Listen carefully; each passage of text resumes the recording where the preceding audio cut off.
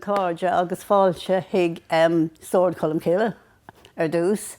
You're welcome to Swords Historical Society's centre in the Old Carnegie Library in Swords. We've been here since 1988 and we've a collection of photographs and artefacts and a museum and genealogy centre. But the idea today is to add to our commemoration of the 1916 Rising, and we have done research on the local St. Columcille's graveyard, and we discovered that there's at least 26 people there who are actually involved in the Rising. And we want to bring it up to date and make connections with the school. So I'm going to introduce you to Dr. James Bennett, who was the headmaster in the school. He worked there for over 40 years.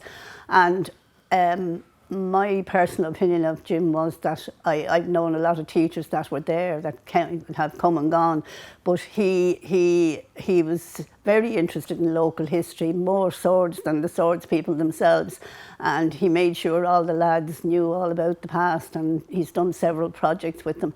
So I think he's no better man now to tell you a little bit more about the links with the school that we hope to bring in on the graveyard. Now, Bernadette has mentioned that there are over 20 people who were involved in 1916 buried in the graveyard in Swords. And we have to, while we wish to be inclusive, we obviously have to be selective as well. So we don't mean any offence if we concentrate on people who lived on the main street or its hinterland and or attended the Newborough Boys' School. That's the school of which I was proud to be principal when it became St. Columcille's BNS.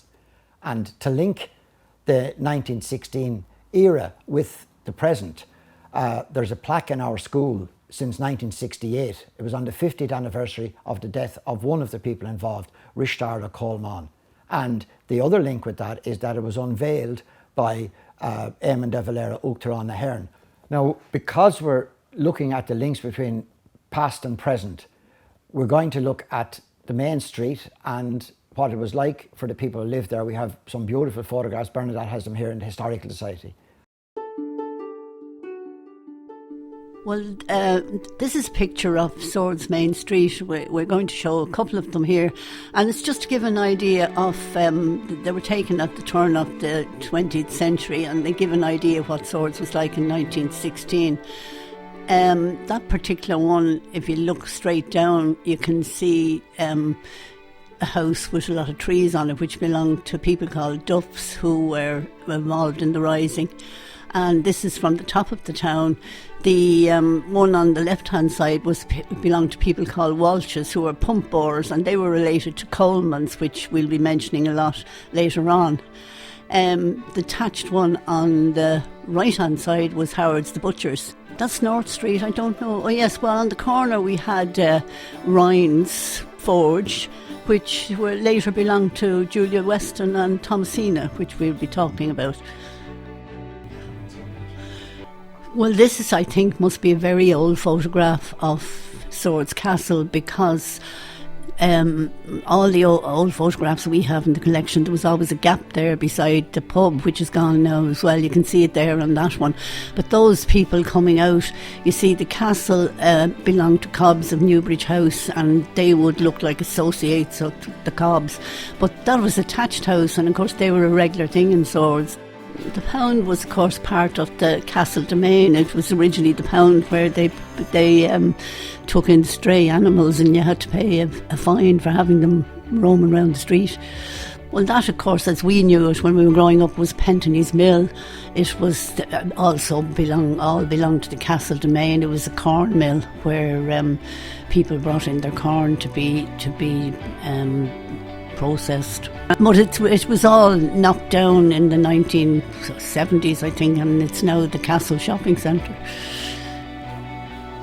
This is an interesting one. It's a very old one of Taylor's The Star, and the one at the side that would be in the 1930s, because they were Fagans, they were saddle makers, and it was a kind of a place where all the old fellas used to go in and chat, and it was knocked down to make the Chapel Lane wider. And Taylors, it looks quite good there, because that's the original star which was burned by the Black and Tans. That's what that picture is about, and you can see that it's very new looking in the other one, because I think people got compensation afterwards when their places were burnt by the Black and Tans. Swords House, which for generations was the home of the Taylors of Swords, but the connection with 1916 is that the Coleman family worked there. There's a record on their headstone. They worked for the Taylor family in Swords House. This one is what we used to call the Gut. It was a little road. It's still there. It's McDonald's is on the corner of it now. It's a little road between the main street and the Malahide Road. The interesting one, the first one, was where Kit Moran, that we mentioned, who was in the Battle of Ashbourne, he lived there. And we talked about the different backgrounds of these people who were in the Rising. Kit's father was actually the RIC sergeant in Swords for a while, so that was where they lived. I found about 25 or 26 people buried there who are actually in the Rising. There are a few more that came to live in Swords and are buried that have interesting stories, so we'll mention them as well. And I think it's a nice way to remember them, Jim. It is what indeed. Do you think? It is indeed. Yeah. And we'd say we're linked, and we obviously have the church, we have the graveyard, the schools, and it's very nice. Now, it will also give us reasons why we may have to speak about some and not speak about everybody. Yes. But we will list everybody. And yes. Everybody will be listed, but we can't do the same level of detail on everybody. So we don't mean any offence by excluding anybody. That's right. Okay? That's right. So I think that should be our mission for this morning. Yeah. Where are we starting? Yeah, well, this one is the nearest, Jim, so maybe we'll go there first. It's a man called Early who actually fought at the Battle of Ashbourne, and I only came across information on very recently by accident, and then I found out that the headstone was here. Very good. Now, is that Early from the main street?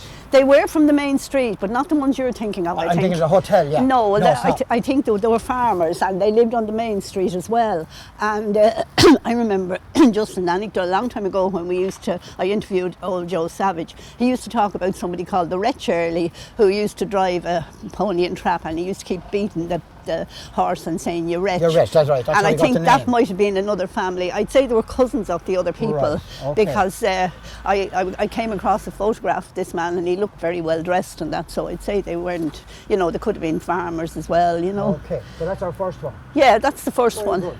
Very good. And as I said, I came across it by accident. None of the family live around Swords now, but we're in touch with them. Some guy emailed me to say that his grandfather came from Swords, and this man's son is still alive. He's 80 something, but they don't live around here at all, but they've been in touch, so they were delighted that we mentioned them, but he was one of the ones who fought in the Battle of Ashbourne.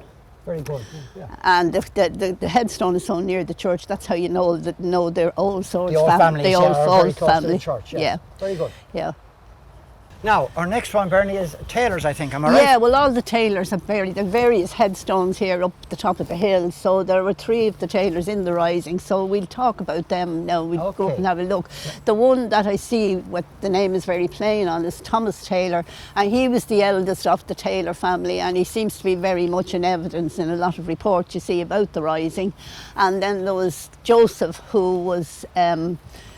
he's mentioned as well. He died young. I think he fought but they all fought at the Battle of Ashbourne. I think he died in his 20s. And then there was Christie, who was the man that used to run what we used to call the warehouse on Swords Main Street. So they're the 3 Taylors, and then as well as that, some of the daughters we were incumbent them on as well. I think they were all a very Republican family at the time. Indeed. No. And the pub was eventually burnt by the Black and Tans in 1922. So.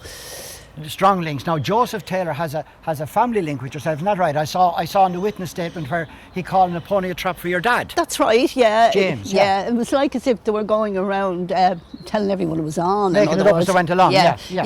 Telling them that the Rising was on. The fact that the RIC barracks was next door. That's right. And that Mrs. Taylor's relations were so good with them. Yeah. That they warned her when the pub was going to be burned down. Yeah. That they actually gave her word, to get the lads out. Yeah, but to get back to 1916, I was reading those, you know, those old Irish Independents that they brought out that I collected. Oh yes, them. I have them. Yes. And there is one. It says on the Wednesday of the Rising that Thomas Ashe walked up, and he walked into the RIC barracks and held it up with that Dr. Hayes, and then eventually all the other guys appeared, and then they broke in and got into the post office next door as well.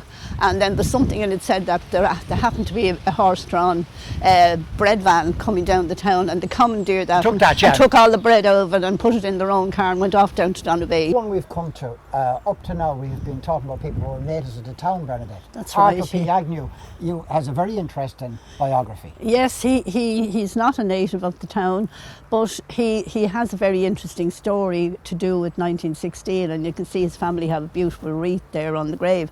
But Arthur Agnew came over from Liverpool to fight in the GPO, or in Dublin, in 1916, and he was one of the people who lodged in Kimmage on land belonged to Count Plunkett, and they became known as the Kimmage Garrison.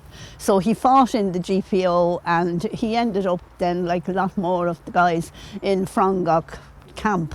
And just to tell you how he came to be in Swords, he became very friendly with the Kellys that I mentioned before, Peter Kelly and Jack Kelly in particular, from the Rathpeel Road. So eventually he went back to, I think the family were from Belfast originally.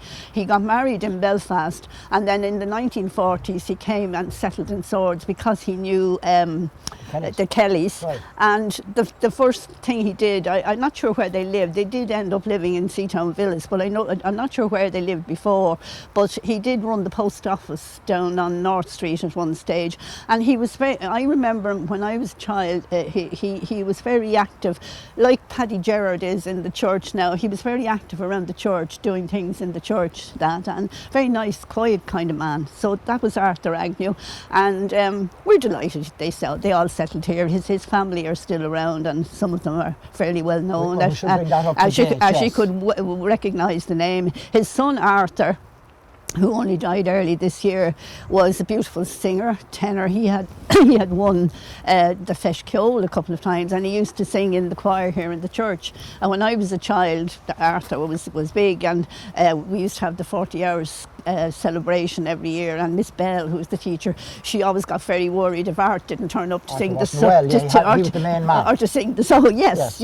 So then, of course, his son David now is quite famous as a musician, and he's well known. Married to Twink, isn't that Married right? to Twink, that's right. And the daughter Chloe. So she couldn't miss it. Chloe, yeah, I was talking to Chloe at the launch of one of the things earlier on, and I said to her, you know, you have it on both sides, you know. So she, nice girl. So I said, I remember your grandfather singing in the choir, so she was very interested, you know. So that's who Arthur Agnew is. Now, up to now, Bernadette, we've looked at men.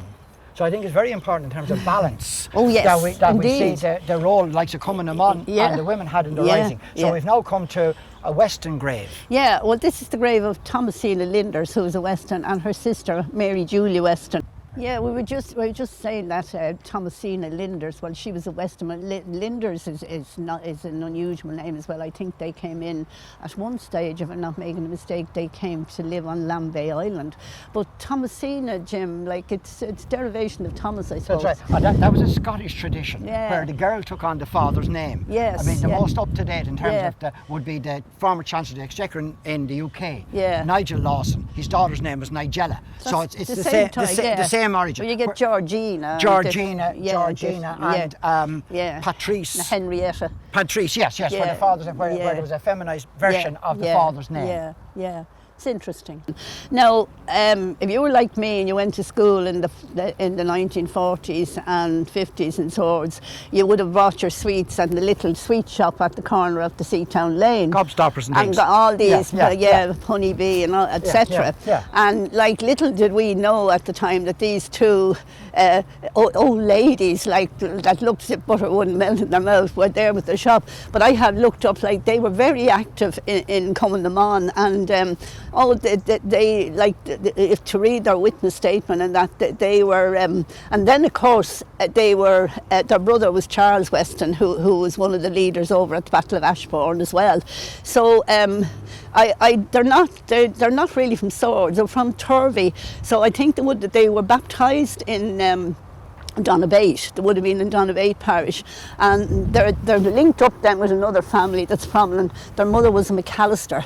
So if you look at a lot of these people that were in the 1916 rising around here, they all seem to be connected with each other. And intermarried, yes, you know. So as I said, Mary Julia and Thomasina, as I said, I remember these two little old ladies, little benign ladies like that, and like to read what they did, you wouldn't think they had it in them, but they did their bit for the freedom of Ireland. And I suppose bringing that up to date as well. Yeah. Charlie Weston, the independent That's reporter, right. would be related. They'd be his grandnants. Grandants, that's right, that's related. Yeah. So that's very interesting because it's very important in terms of balance that we include the women when we're talking about this. That's right, yeah. And then before how they came to have that shop, it belonged to, when I was very small, there was an old lady called Mary Ryan owned it, and the Ryans were there for generations. And I think, I'm not sure, I didn't get a chance to finish researching how they were related, but the thing about eventually Paddy Weston, who's Charlie's father now, that you mentioned, he eventually owned it. It was left to him, and I looked up his baptism, and Mary Ryan was his godmother. Right. So I think that this is the connection. But they owned that shop there for generations, and they also owned the local forge. Ryan's Forge was at the corner there.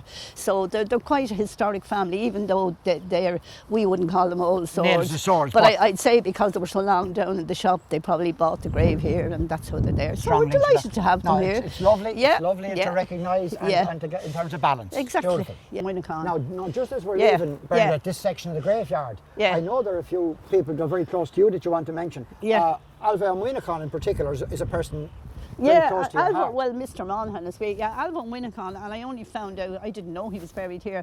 Tá sé corran seo Alva Winnicon as Béil Ferste, ag bhí sé mar ide Alan in Son Gorham School of Sword Columkilla Nur be Misha. Well, it's all good. Okay, well, Misha can't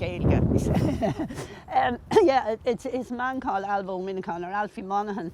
He came from Belfast, and he was very, very active in Republican places. He was active down in Galway all the time, second in command to Liam Mellows, and he has a witness statement which is worth reading. He ended up like between Hoffman and Tron not going to jail. It says he went on the run and he changed his name, and he seems to have been going all over Ireland doing things for the IRA and that. But eventually, in how we knew him here in the 1950s, he came to teach. Sorry about that. He came to teach art in the local technical school.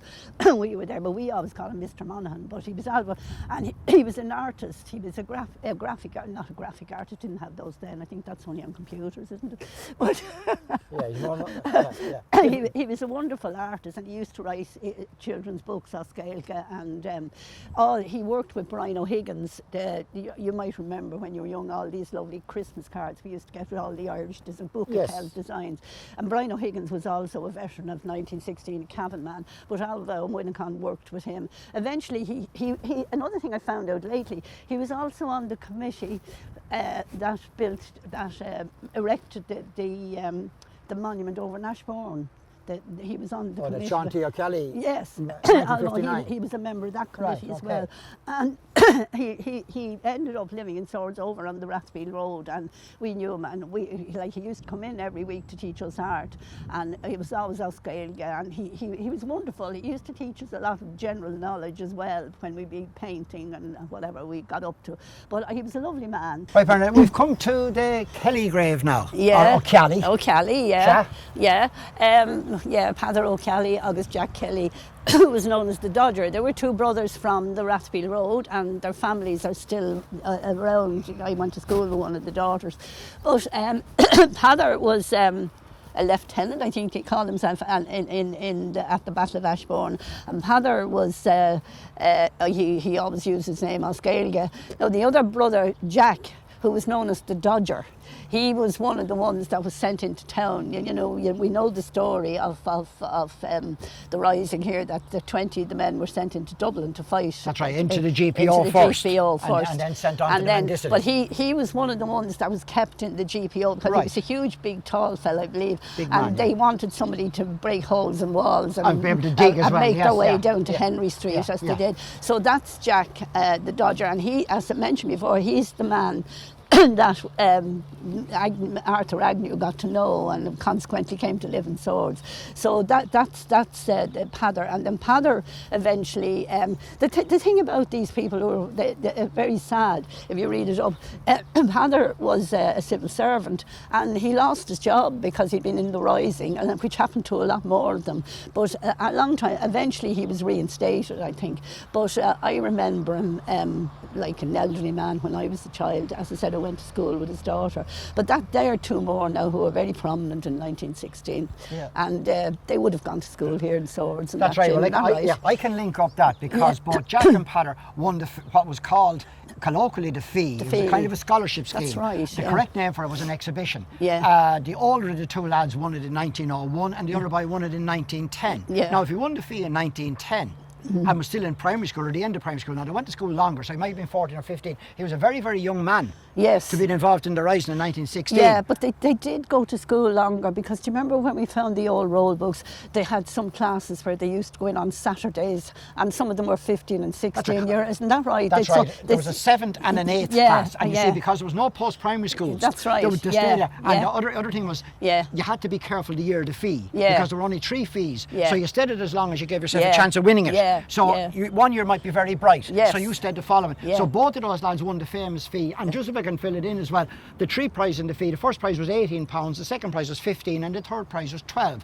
That was phenomenal money. An awful lot of money. Because I link it in for you. I started teaching in 1969 on £12 a week. So if you go back 100 years and you're winning a prize worth 80, a lot of money. A significant amount, and it made a serious start to a person in life. And the other thing worth mentioning there, you see Catherine Kelly, their mother, she was also a Wilson. So they're connected with Peter Wilson, who was killed in the Mendicity. That's right, carrying a white flag. The same family, yes. Carrying a white flag, they reckon he was shot in the back coming out of the Mendicity when he was trying to surrender. That's right, that's right, Now, Bernadette, as we're after leaving the old part of the graveyard, I think it would be remiss of us not to mention your late dad, James. That's right, and he's buried over there under the tree. And with the Marxes, and my mother is buried down here, and that's a funny family story that we won't go into now, but she didn't want to be buried with the Marxes or something. All right, okay, that is fair enough, everyone to their own. No, they weren't, it was just something that happened over a grave, and I make it funny, you know me, but yes, my father, and he was I don't know, I've never had a conversation with him. Unfortunately, I was only 6 months old when he died. He was a lot older than my mother, you see, but he must have been always talking about it, because my mother was always telling me what he told her, and with all this stuff online now, I found she was quite accurate in a lot of the stuff she said and that about him, you know.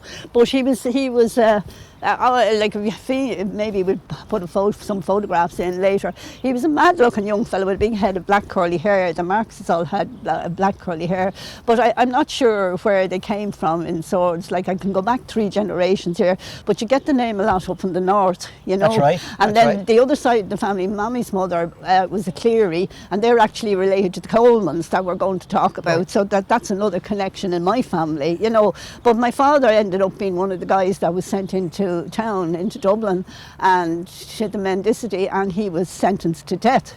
And I'm always saying it's a good job it was commuted to penal servitude, otherwise I wouldn't be here. There you are, Bernadette. These are the joys. Yeah, so this is it. And the other one, James Hearn. James Herden is Liam. Liam is a member of our committee. James Herden was only a young fella. Of the family originally came from Carlow, and I think they lived around the North Strand. And he was about 16 in 1916. He should be saying this himself. And there is a picture. Liam always says there's a picture. If you ever saw that film Mish Era, and you can see O'Connell Street and this young fella running across to the GPO, and he says the feeling it might have been his father, because this is what. But he eventually he ended up in Frongok and Ballykinler and all these places. But why he's buried here in Swords is his wife was Stacia Howard, whose mother, I think, was a lawless. So that's the connection again. So back again to the connection. You know, so there was all this connection. So that's how James Harden came to be buried here. And just the two, Bernadette, because both of them are prize winners of this famous fee as well, that we should mention again. That's right. Christopher Morn. Yes. And Christopher Nugent. Now, Christopher Morn wasn't known as Christopher. He was known as Kit, isn't that right? Yeah, or Fooster. Or Fooster. Oh, lovely Fooster, name. yeah. We're now down at Rishtard of Coleman, the Coleman grave. Now, I think you want to say something about Rishtard first. Yeah, well, this is the old Coleman grave. His I'd say that Thomas Coleman would have been his grandfather, and Margaret Coleman. And you see, it says that they died at Swords House. They seem to have been involved with the tailors of Swords. Oh, they were servants, yeah, they worked in the house, and Colonel Foster and that. But Richard, or Dick Coleman, as they called him at the time, was in the rising. He was when Commandant Connolly asked for reinforcements. That's James Connolly. James Connolly, that's the director of Commandant Connolly. James Connolly, Thomas Ashe picked out 20. He was looking for 40 men, but he could only afford to send 20. And Richard Coleman was the leader of these guys who went into town. So I believe my father was included. They walked from Knocksedan in through Dublin, in through Fairview and down O'Connell Street and into the GPO. And then Richard Coleman and I don't know, 5 of them I think ended up going to the Mendicity, and others were kept elsewhere around. As I said, the Kelly guy that was breaking down walls, the big fella. But Coleman, they all ended up in Lewis prison. Most of the guys, now the records seem to show that most of the guys that were in Ashbourne ended up in Frongok, but my father was in Lewis prison, and Coleman and De Valere and a lot of them were all there, and Thomas Ashe, because I think they were in town. I think they were caught first, and that they were court-martialed and that, and as I said, sentenced to death, but it was commuted to penal servitude. But and as I said, the guys from Ashbourne weren't they were let out after a few months, a lot of them. But my father didn't come home with a lot of these, and probably Coleman, till June 1917.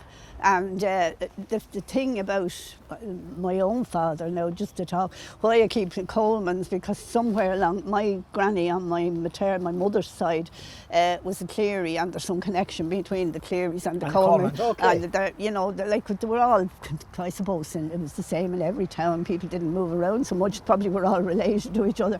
But Richard Coleman, when he came home, he became he was involved again, and he was on the run, and he was arrested again, and then he ended up in a prison called Usk in North Wales, and in 1918, that's right, yeah. Conditions were horrific there. Terrible. He got pneumonia and he died.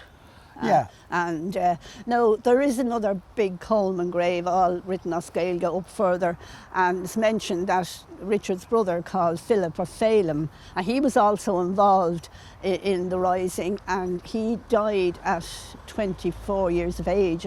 I think he was in some kind of an explosion or something as well, but he died young, but he's buried there as well. Phelim Coleman, he would be buried. But this Richard is not buried here. You can see the little plaque there, that his nephew, who was also Richard, he was very devoted to all this. He used to come out to me, and he's only a couple of years dead, but I'm still in touch with his daughter, like she comes out.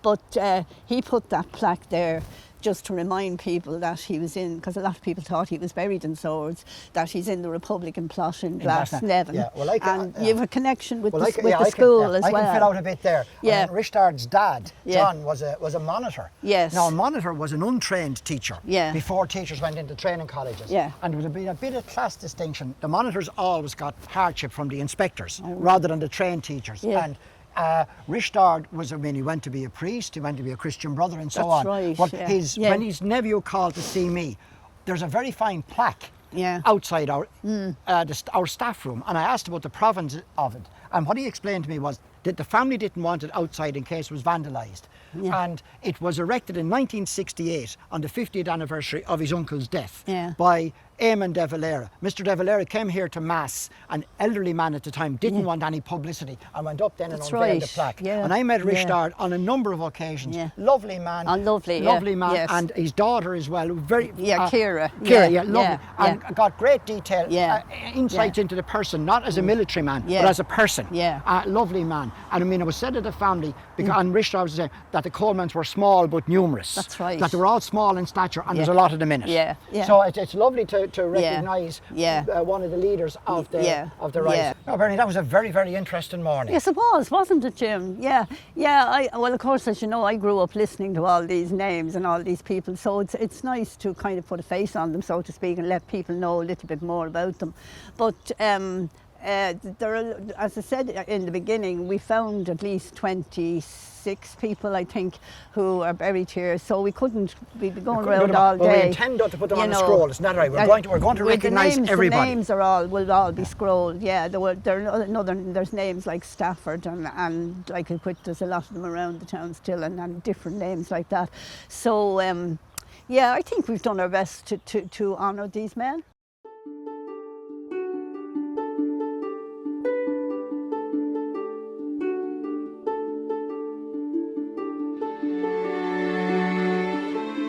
Well, this, of course, is the Swords of 2016. I don't know what some of these guys would think of it if they were to come back. But the difference is Swords was a market town, hence the big wide street that you will see in the old photographs. That, of course, is the plaque to Richard Coleman, and Coleman's shop was there. His mother kept the shop, and that's the star today, which is sadly going out of the hands of the tailors. They have sold it, I believe. And that is the plaque to Peter Wilson, who was killed in the Mendicity Institute. And he lived up, that's Bridge Street, he lived up there on the green. That's why the plaque was put there.